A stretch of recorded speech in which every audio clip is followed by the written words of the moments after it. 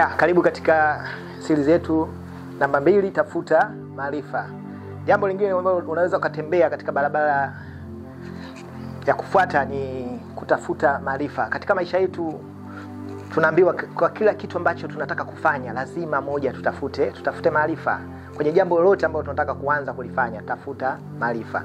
Kama unataka kuanzisha biashara, tafuta maarifa katika hiyo biashara ambayo unataka kuifanya. Labda kama ni spare za pikipiki, au unataka kufanya biashara ya chakula, au unataka kufanya chochote kile ambacho, kuanzisha hoteli labda, au unataka kujenga nyumba za kupangisha, yote kila unachotaka kufanya hapa, tafuta maarifa. Kuna watu sio lazima usome vitabu kama mimi napenda sana kusoma vitabu, lakini unaweza kuwafuata hata wale watu ambao tayari wameshafanikiwa katika hiyo biashara. Lakini pia unaweza kuwa unataka biashara ya kuuza mazao.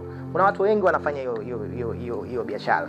Lakini pia mitandaoni watu hizo wengi wanaonyesha maarifa yao, jinsi walipofanya kuanzia 1 mpaka 2. Kwa hiyo usifanye kile kitu chochote bila kutafuta maarifa. Watu wengi leo waliingia katika biashara fulani bila kutafuta maarifa aina yoyote ile, wakajikuta wanapata hasara na wakajikuta wanakata tamaa kwa sababu hawakutaka kutafuta maarifa. Lakini hata katika Biblia tunaambiwa kwamba watu wangu wanapotea kwa kukosa maarifa. Kwa hiyo hata Mwenyezi Mungu pia anatuasa kwamba tutafute maarifa kile kitu ambacho tunataka kufanya.